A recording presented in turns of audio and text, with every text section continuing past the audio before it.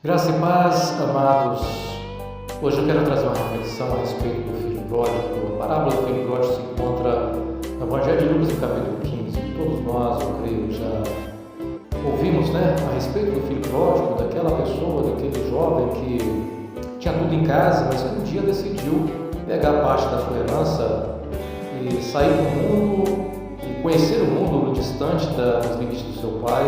Como que ele sofreu lá fora, distante, gastou tudo e chegou ao ponto de miséria que ele desejava comer até mesmo aquilo que era usado para alimentar os porcos.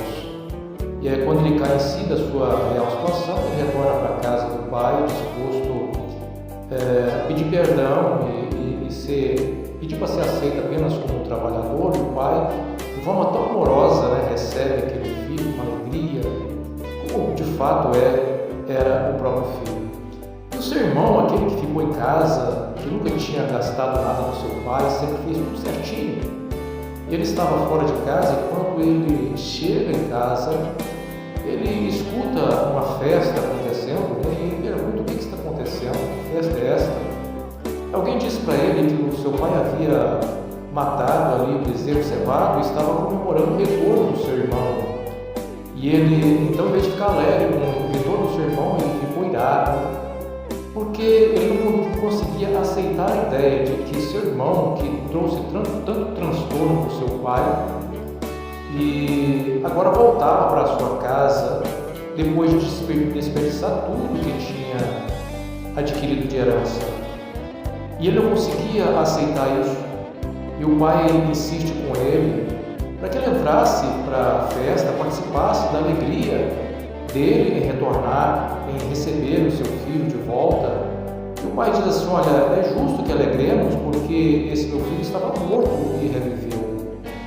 Mas ainda assim, aquele filho mais velho recusa a participar daquele momento tão festivo, tão alegre para o pai. E Jesus conta essa parábola porque os fariseus estavam questionando a ideia de Jesus estar participando com os pecadores, com os publicanos. Os publicanos eram aqueles que eram judeus e que trabalhavam cobrando impostos para os romanos e cobrando impostos ao seu próprio povo. Isso era inaceitável para os judeus. E os religiosos da época tinham essa dificuldade de ver um Jesus que estava sentando com o fariseu, com o publicano, que estava sentando com os pecadores, bebia com os pecadores, e eles não conseguiam aceitar essa ideia. Jesus conta essa parábola que, na verdade, não é muito diferente da realidade de muitos hoje. Muitos que agem de maneira bem religiosa, como os fariseus. Pessoas que têm uma vida regrada, certinha, sempre procurou fazer tudo certo, mas que não conseguem confraternizar, que não conseguem se alegrar com aquele que às vezes retorna numa situação tão destruída como esse filho mais novo retornava para sua casa. Às vezes as pessoas têm dificuldade de perdoar. Às vezes nós perdoamos uma, duas vezes, mas passou disso, já é difícil, para alguns até impossível. Mas o que o Senhor Jesus quer ensinar é que nós precisamos, assim como o pai que amou aquele filho, nós também precisamos amar aquele que retorna arrependido e que procura um espaço para recomeçar.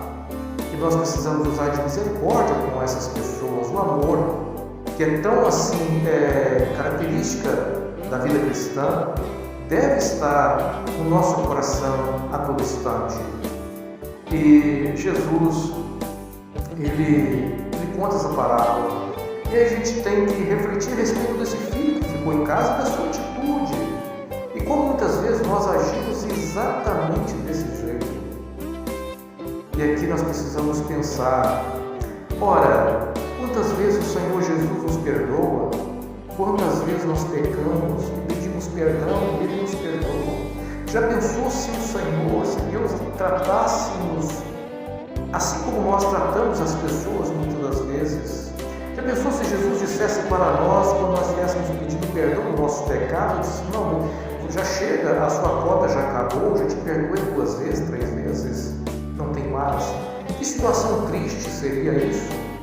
Mas não, a misericórdia do Senhor é maravilhosa e nisso descansa a nossa alma.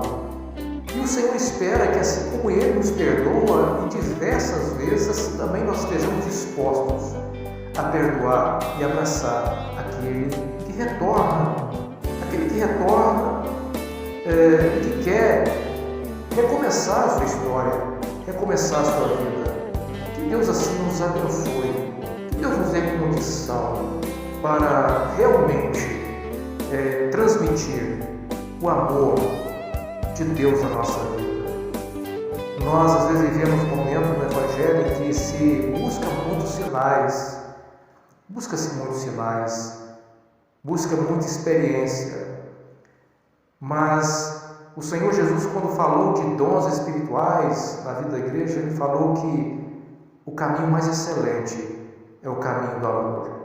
E se nós pudermos aqui colocar entre dons espirituais e fruto do Espírito, eu perguntaria para você, qual é mais importante? Todos são importantes, mas qual é mais importante? Eu creio que você me responderia o fruto do Espírito. E o amor faz parte desse fruto. Que Deus assim nos abençoe e nos dê condição de amar e de perdoar. Perdoar quantas vezes forem necessárias aqueles que nos procurarem com o coração arrependido. Que Deus assim nos abençoe em nome do Senhor Jesus.